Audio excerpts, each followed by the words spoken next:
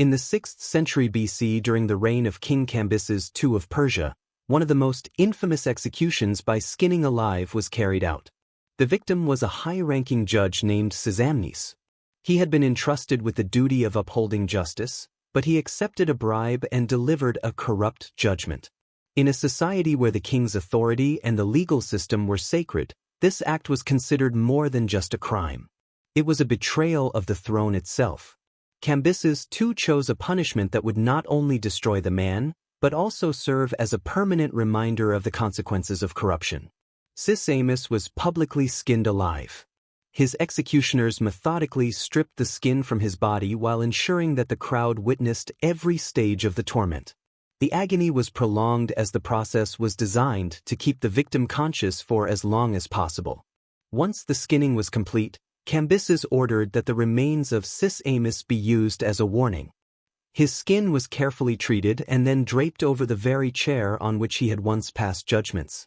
The throne of justice itself became a chilling symbol of corruption and retribution. To deepen the warning, Cambyses appointed Sisamnes' own son, Otanes, as the new judge and forced him to sit on the chair covered with his father's skin every time he presided over a trial.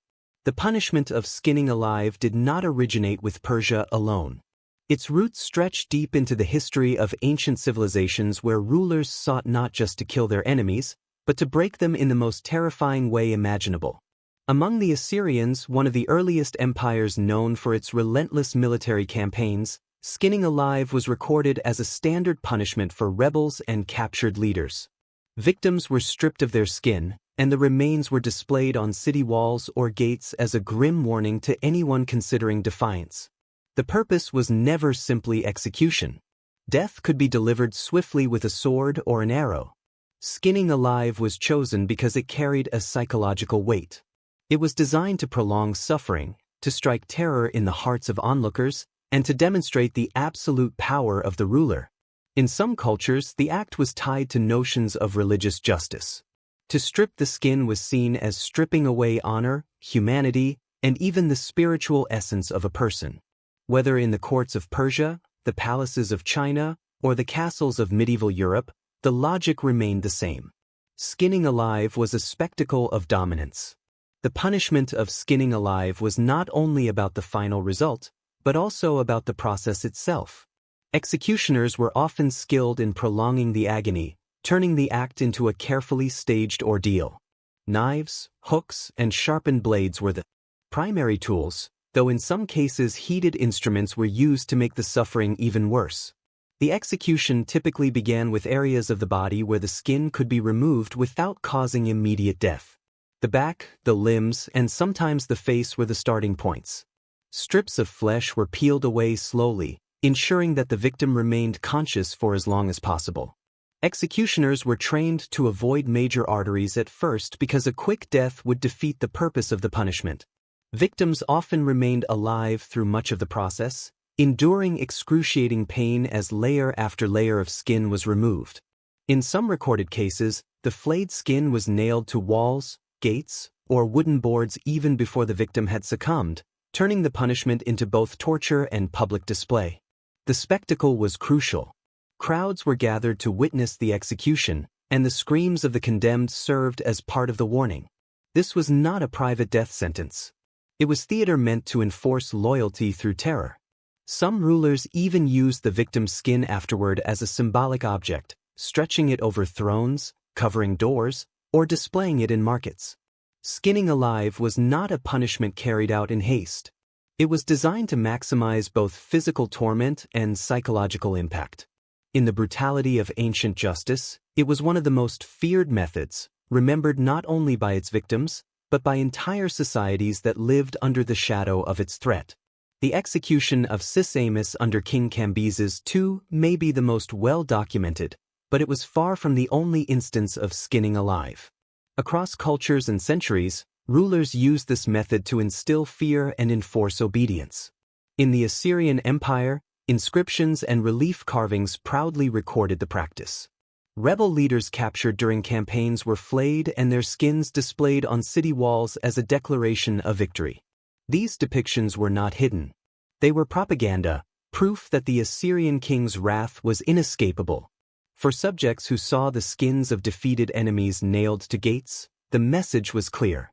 Resistance would be punished with a fate worse than death. China, too, employed the punishment of flaying during certain dynasties.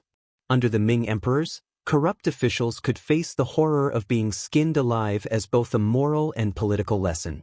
Records describe officials stripped of their skin in public squares, their remains left on display so others in power would remember their duty to the emperor.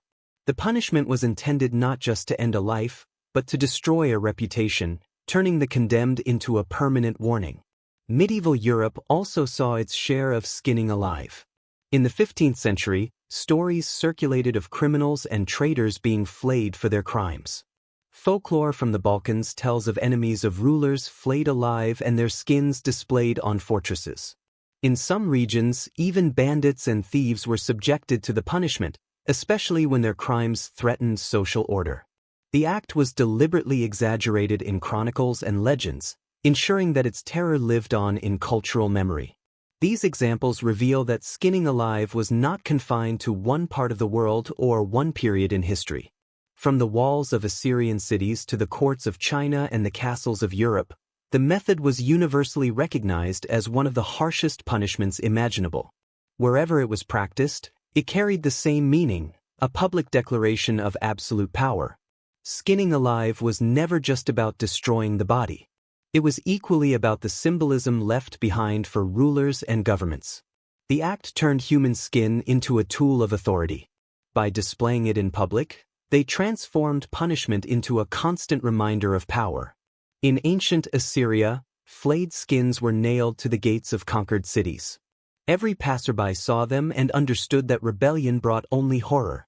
The sight of human skins stretched across wood or stone was more than grotesque. It was psychological warfare. It declared that the king's wrath was eternal and that his enemies would never be forgotten even in death. The Persian king Cambyses too used Sisamnes skin to cover the judge's chair, creating a chilling symbol of incorruptible justice. Each time Sisamnes' son sat in that chair, the message was clear. The law was not merely enforced by words, but by fear rooted in blood and flesh. The throne itself became an object lesson, turning justice into a warning rather than a protection. As brutal as it was, the practice of skinning alive eventually began to disappear. The decline came not because rulers suddenly grew merciful, but because methods of governance and justice slowly changed.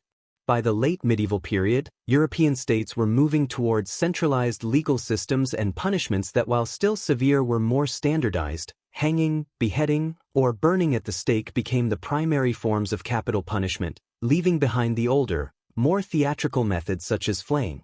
In the Middle East and Asia, the story was similar.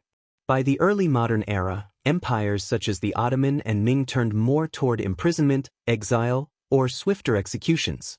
The spectacle of skinning alive was seen as excessively cruel, even in societies where public executions were common.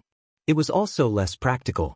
Rulers found that other punishments could inspire fear without requiring the slow, grisly process of keeping a victim alive during flaying. The last recorded cases of skinning alive appears in scattered references from the 16th and 17th centuries. Some accounts mention rebels or traitors in Central Asia and Eastern Europe suffering this fate, but by then such punishments were rare, reserved for only the most severe crimes. Eventually, even these references fade, replaced by more modern methods of displaying authority and suppressing dissent. The decline of flaying mirrored the gradual shift in how societies viewed justice. While cruelty remained, punishments began to be justified less by spectacle and more by legal reasoning or religious authority.